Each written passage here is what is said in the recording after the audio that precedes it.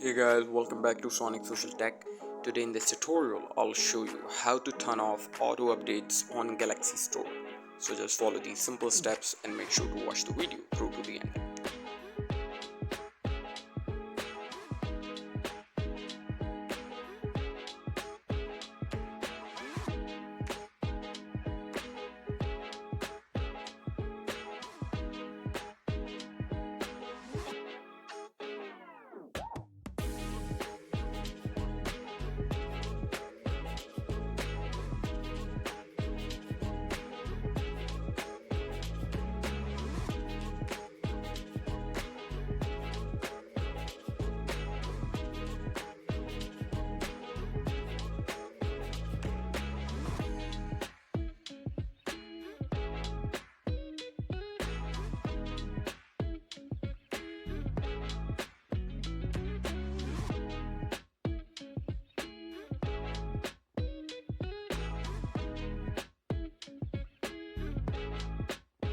Thank you for watching guys. Make sure to like and subscribe.